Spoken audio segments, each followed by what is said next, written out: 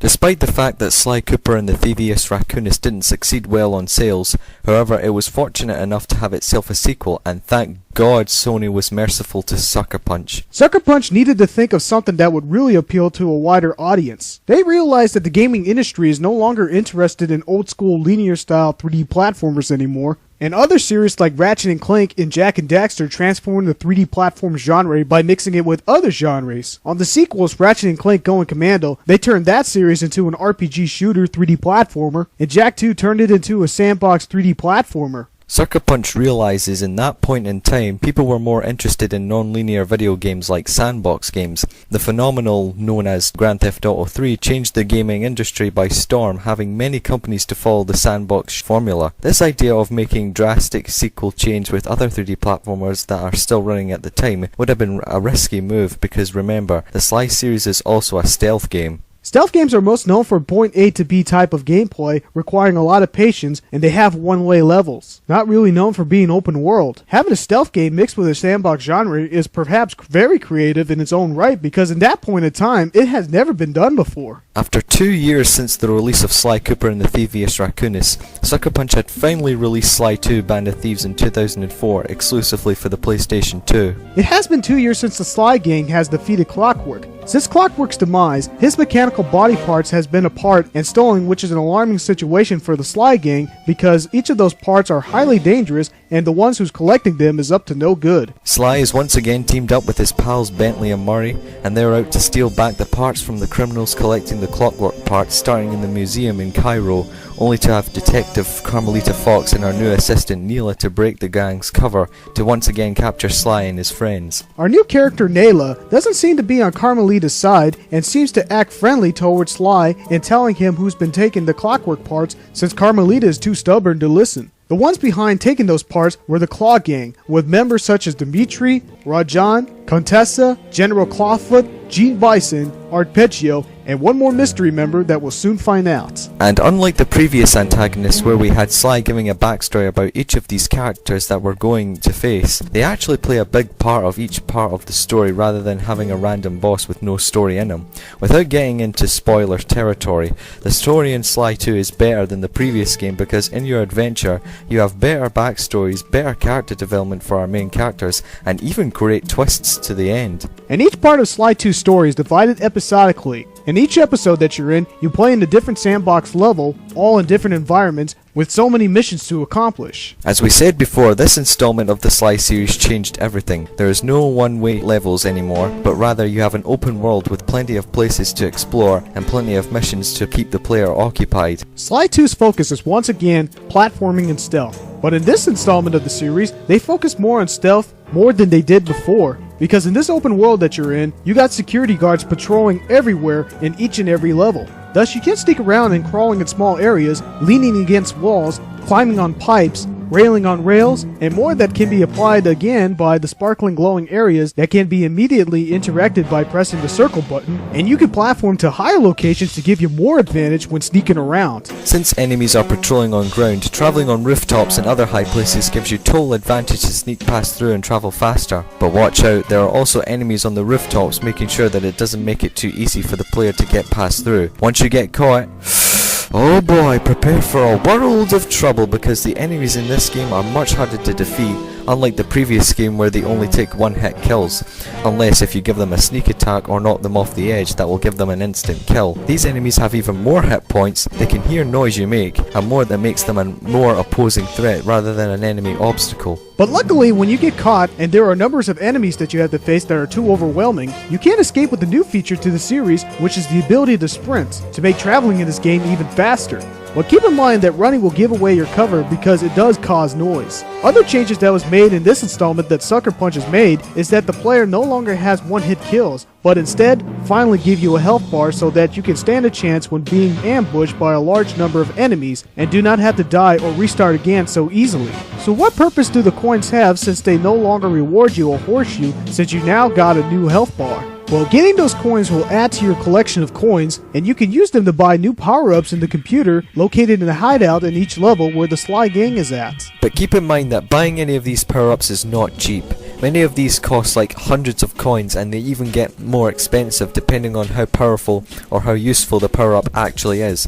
You will eventually get new power-ups in your computer the further you progress in this game. You need these power-ups to not only give more advantages to your character, but also some missions require you to have that power-up in order to even start the mission. Since these power-ups are so heavily expensive, there is another way in getting coins other than just smashing every breakable object or defeating an enemy. You can literally pickpocket your enemies in getting the coins they keep, and sometimes they find they keep a valuable jewellery that can be traded to coins by the computer. But pickpocketing only works when the enemy doesn't suspect you. Another way to get a power up rather than collecting so many coins and buy them on the computer is once again collecting clue balls. The clue bottles are even harder to collect because they are scattered everywhere within this open world. So basically you have to use your ears to listen carefully to the bottles clinking as they hop around. Once you collected all the bottles in the level, you can go indoors to a certain location that has a safe. Once again, Bentley will give you the password of the safe from the clues that you collected from the bottles. Your reward is a brand new power-up that can't be bought on a computer, only exclusively on that level. But there is a catch in using these power-ups once collected or bought. Unlike the power-ups from the previous game, these power-ups you have are heavily limited. You have another meter bar below your health bar that tells the player how much more juice you can use the power-up. Once that's out, you can't use it anymore, but you can refill it by collecting the health piece from defeated enemies or objects, and as well as restoring you some of your health bar. Yeah, bummer isn't it? They made the power-ups in this installment of the series very limited. Yeah, but moving along, remember when we said that the characters play a bigger role in this game? Well, finally you can play as Bentley and Murray. Yep. Playing these two characters play very differently than Sly. Sly's gameplay for him is to be agile and stealthy, but that's not enough to get to the pieces of the clockwork parts, so we have these two members of the gang to have even more advantages than Sly. Playing as Bentley, he doesn't have the fast speed nor good agility as Sly does, but since he's the brains of the gang, he carries various gadgets and devices to easily get through obstacles and enemies. He can shoot projectile tranquilizers to knock his targets to sleep, drop or throw a bomb to easily eliminate his targets, and so much more that you can unlock from the power-ups you buy. He's also very useful for security codes, which brings you into the 2D shooter minigame. And now my favorite character in the whole game has finally put in his full potential than just a guy who's portrayed as a doofus who just drives the car. He's no longer Murray. He is now the Murray.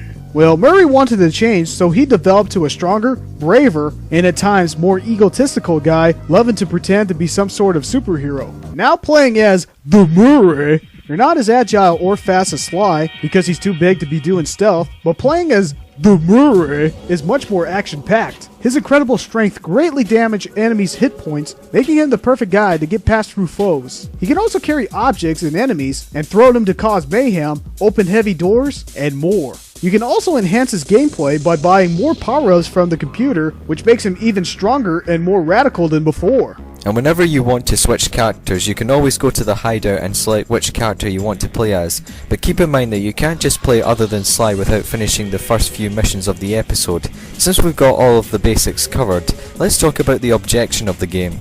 Gladly. Since your mission is to collect all the pieces of clockwork parts held captive from each member of the Claw Gang, each and every episode of the game, you have to go through numbers of missions just to get to one part of the clockwork parts. And to make the story even better, sometimes you're screwed over and you have to wait until the next episode to officially steal it. Since this is a sandbox game, it follows the formula of what makes a sandbox game genre. You have an open world with plenty of places to go, but the main focus is to get to a certain location to start a mission. And each of those missions you go through is different from the other, which is definitely great for making the game feel repetitive. From taking pictures of major things in your mission, stealing artifacts, beating up large enemies, pickpocketing keys, and many more, there is a ton of variety of missions that it does indeed change the experience one time after the other. But there are certain missions that were meant for only one certain member of the Sly Gang, making sure that the player gets a chance of playing each of those characters at one point after another. Each time you start an episode, you're only able to select Sly to play as, while the rest has to wait till you accomplish your first few missions. And then you get a chance to select either Bentley or Murray at any given time each time you revisit the hideouts. Sly's mission usually involves sneaking around, taking pictures,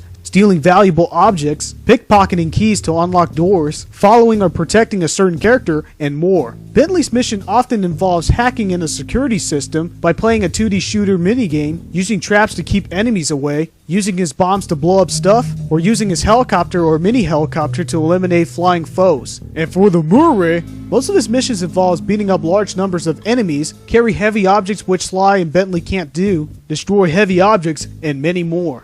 And at many occasions, when you do some of the missions involving teamwork, where if you select one of the characters, the other characters will be handled by the CPU doing their part of the mission while you do yours.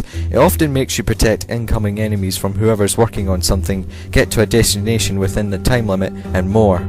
Yet all the characters in this game are very well played, but what holds me back from liking this game more is undoubtedly some of the missions that really got on my nerves. First off, I really dislike the repeated process of having to take those pictures in this game. What I mean is that when you first start an episode of the game, your first mission is to take various pictures of investigated area. Sure, it drives the story quite well, and it gives us a reason why we need to know this stuff, rather than just giving us a mission and making us do all these things without even knowing it, but this isn't what I call fun. Unlike Beyond Good and Evil, where you are rewarded of taking a picture of certain things with your own free will, but here, you have to take these pictures because you have to as evidence, and for Bentley to even start coming up with a plan. I don't mind it for a couple of episodes, but to do this in the beginning of every episode was very laborious. Second of all, I really dislike that there are some missions that cannot start without a required power-up. I can understand that you can't accomplish some missions that involves going up in the air without the paraglider, but there are some that you need, like an alarm clock to distract enemies, which leads them somewhere without getting caught.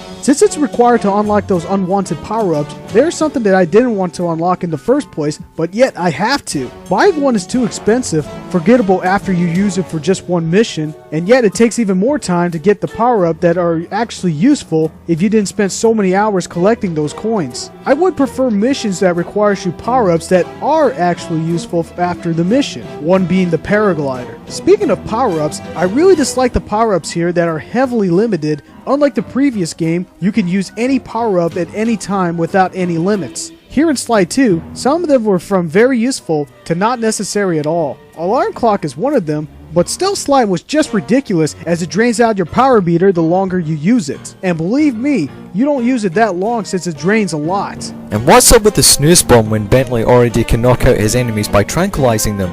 I mean, what happened to everything that Sly learned from the Thieves Raccoonus? Did he just simply forget everything, or let technology handle his abilities? So I guess all that hard work of finding the book from the previous game was all worth nothing. And how about Carmelita's voice? The first one fits her perfectly, and in this one, it came from a French accent to a typical American woman. Not really that bad, but it wasn't as great as the previous before it. Plus, there are a bunch of nitpicks in this game. One being my favorite is that when the Sly Gang was in competition with Gene Bison, when he was doing the mountain climbing competition, the Sly Gang slowed him down by shooting a harpoon tied to a rope, which is noticeable to anyone to see that the gang is cheating. And shouldn't Gene Bison already feel the pain coming from the harpoon that actually hit him? Other than the nitpicking, let's get to the bigger stuff, like how the clue bottles in this installment of the series are scattered. In the last game, they were They're almost everywhere in each level, and it was absolutely enjoyable in finding them all of them. I never thought I would hate searching for them up until I tried doing that in Sly 2, because having them too far away from each other was too difficult, and especially in episode 3, where they were all high up in high places in buildings and trees, where to get any of them requires a lot of guess where each vine to the rail is connected to. But absolutely my least favorite part of the game is the rail shooting missions. As I stated in my top 10 hardest missions in Jak 2, it's very common for 3D platformers with minigames to have a rail shooter minigame. In Sly Cooper and the Thieves Raccoonus, it wasn't frustrating at all because all you did was escort Murray to his destination, which I did not mind, but here, God, it was a hellish nightmare because there was a point in my life that I couldn't get past through these missions. It's a huge multitask to be shooting at your enemies, shooting at your targets, and shooting at the missiles that's trying to hit you. I find this aspect to be just plain hateful. Well, I've got nothing more to add. There were just parts I just didn't like. I mean, it's not that we say that the game is bad or anything, it's just, it does have its fair share of flaws like the first one as well. But despite my negatives, we do indeed like the improvements made in the sequel. Of course, the one thing that Sly 2 totally did better than its predecessor is definitely the story. Each of these missions, whether you like some of them or not, it drove the story in trying to accomplish each of the clockwork parts in each episode, not to mention that Murray and Bentley play a bigger role with not only the gameplay, but especially the story, because throughout the entire game, it wasn't just Sly hogging up the spotlight, but it was a chance for these two to shine. There is a part of the game where Bentley was all by himself, and he had to rescue his friends held prisoners. He spent narrating about how hard it is by himself for the first time since he was an orphan, and finding them once again just couldn't make him more happier, and that he was such an improved character in development. One of the most improved aspects of the game is the camera. In the first game you could just turn the camera left and right and not so much with moving it up and down. In Sly 2 you can rotate the camera to any direction you want with the analog stick, being able to see everything. Even though Gexup said that he liked the power-ups in the first game better, I have to disagree because I like many of the power-ups in Sly 2 even more. Paragliding overall improved the experience greatly by giving us more exploration up in the air. For Bentley, his best power-up is the jetpack feature, which makes him playing as him even better because jumping with him wasn't very good. As for Murray, well, I can't think of the best power-up for him, but they were all just useful for him. Well, you already know who's my favorite character to play in this game, other than Sly, is definitely the Murray. His new personality made him much more exciting than before, and always puts the player in a good mood to smack down the ghoulies. Well, it's kinda disappointing that there aren't that many missions for Murray compared to Sly and Bentley. Personally, I would spend as much as I can playing that awesome character. Another thing we missed out is the boss fights, because they are way better than the last game. You fight each member of the Claw Gang, but they aren't as easy or forgettable as you might think they are. Even though our first boss, Dimitri, was out the window after the first episode, the other bosses that takes a long time to defeat, and there isn't any guarantee that you'll face them in an episode because Sucker Punch gave each of them so much potential of making them play a big role in the plot by showing their motivation of joining the Claw Gang and what we should all know about them as each character more than the original. Facing them isn't just some odd midi game, but instead a real fight that requires both patience and out of all attack. It's kinda hard to say which one was my overall favourite, but I did heavily enjoy Bentley's boss fight with the second last Claw Gang member Jean Besson, because even though it's not a battle because Bentley doesn't attack in this one, but it does give you a number of commands to attack Jean Besson with a few traps. I also thought the music in that boss fight was jumpy, and it did show how cool of a boss Jean Besson was. And let's not forget how intense the build-up was to face the Contessa, because after all the evil she did to all the heroes, it was all down to taking down this Black Widow. And I liked how original it was for Bentley to face Gene Bison, because since this little guy isn't too familiar with combat, his brains took place by activating various traps to take down Gene and his minions as well. Every boss fight in this game wasn't a disappointment. Another great thing I admire in Sly 2 is that they did not forget the film noir atmosphere that I absolutely loved in the original game. From its music, comedic nature, ingenious dialogue, and more, the execution does it so well in this wonderful game. It's easy to forget how revolutionary Sly 2 was for not only for the Sly series, but for stealth games in general, as well as because it brought the genre to a whole new level from being linear, one-way adventure, which is what the genre is most known for, to making the open world to work so well with stealth. This gives players new and better ways to hide from the enemy encounters and keep out of sight, but as well as it made it fun with minigame missions and ton of action to go through. This is where other series like the Assassin's Creed series took its inspiration of an open world stealth game. Though that series is praised for its creative theme and gameplay, it was after all Sly 2 that did in fact mix stealth, platforming, and open world combined into one first, and it's a darn shame that not that many people realizes it. The stealth games genre owes a lot more to the Sly series that it's not even funny. Sucker Punch did another great job in making another stealth game for the younger audience to get into the stealth genre, and as well brought even new gamers of all ages to get into the Sly series. Sly 2 Panda Thieves offered a lot of improvements over the original, from the gameplay, story, comedy, music, and everything else in this very game. I have to give Sly 2 Panda Thieves my rating of a bag of chili heatwave Doritos, meaning that it's an awesome game, it's worth playing. Dude! This review is going to be on my channel, not on your channel. You got the wrong rating again. Sorry, I did it again. My rating for Sly 2 Band of Thieves is a 5 fingers out of 5. Though I do agree that it's a worthy sequel, and it did so much in making so many improvements with making the game open world, new characters to play as, better boss fights, and a much better and darker story that does indeed captivate over the original. But what holds me back from loving it more is that so many missions that I disliked, the frustration of looking for all the clue bottles, and the rest that the original did better than the sequel. It's a tough decision for me for showing appreciation towards this game, so I'm going to give it a rating of a 5 fingers out of 5. It's definitely longer than Sly Cooper and the Thievius Raccoonus, which will indeed keep players occupied in playing this game, plus expanding the universe of the Sly series. Even though Gexup doesn't agree with me, I think it's better than the original, minus the flaws, so it's a must-buy for anyone collecting PS2 games. So that wraps up our review on Sly 2 Band of Thieves. Join us next time when we review Sly 3 Honor Among Thieves. See you next time. Poochow!